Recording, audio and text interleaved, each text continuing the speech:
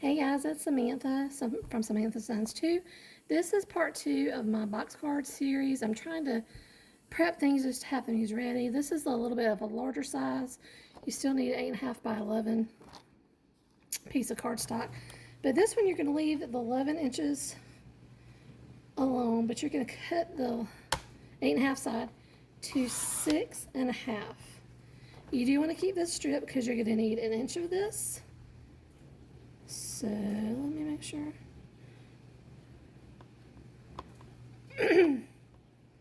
Gonna say about right there. And I didn't cut it all the way down, but we'll get that cut in just a second. Okay, that 1 inch strip you're gonna cut down to 3.5, and you need 3 of these.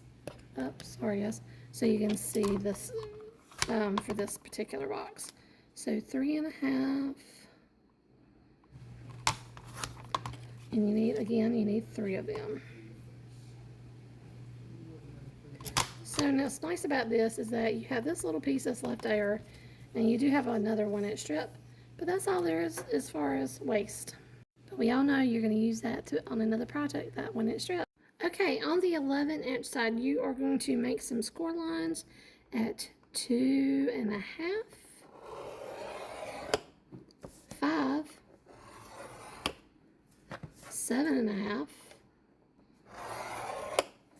and then 10, leaving that little inch. Oh, wait a minute. I jumped to my score line, but I can fix it. You've never seen me do this before. How you fix a jump score line is you find a hard surface, this will do, and you take something flat and you just rub it out. Okay, easy peasy. Then on this side, on the 6.5 inch side, you are going to score this at 3. Just like that. Again, you are only going to fold this on the score lines that you did, that the 2.5, 5, 7.5, and 10. Just like that. On the smaller end of this, you're going to cut up each one of these. Just like before on the 3 inch side, on the shorter side, you're going to cut up each one of these. And I am not a great straight cutter, so if it's easier for you, you can do this on your trimmer. And I'm trying to make sure I'm just like in between that score, okay? Or in the middle of the score, that's what I meant to say. If that makes any sense.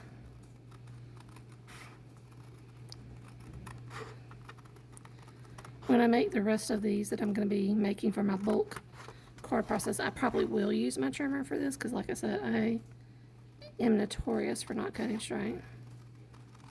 Which is why I'm glad there is such thing as a trimmer that was invented.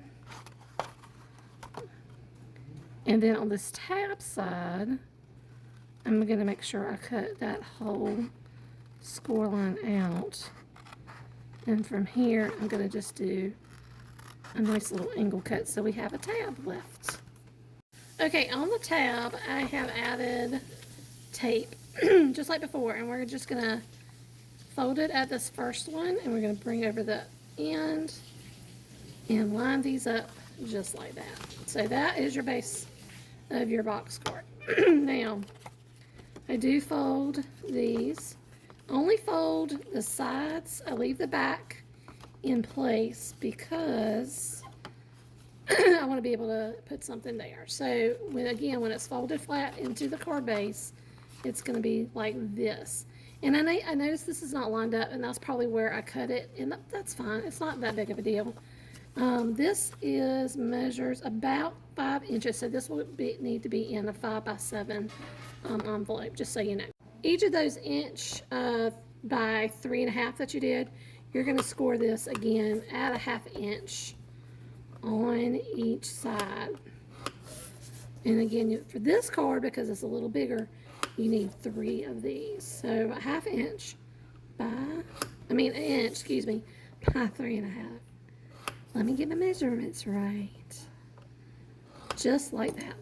Okay, I scored I scored these, and so I'm gonna add, for this part, like I did with the other box card, I like liquid glue.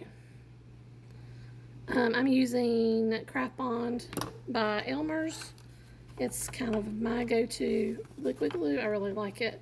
So this one I'm gonna start this time in the back. Well, I say I'm gonna do that, but it didn't go in. Okay, just like that.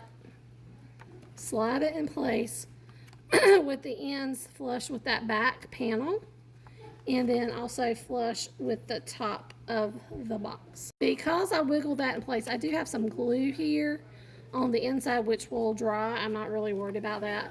So I'm gonna make sure that I'm giving this time to just set up and get in place where it's supposed to be.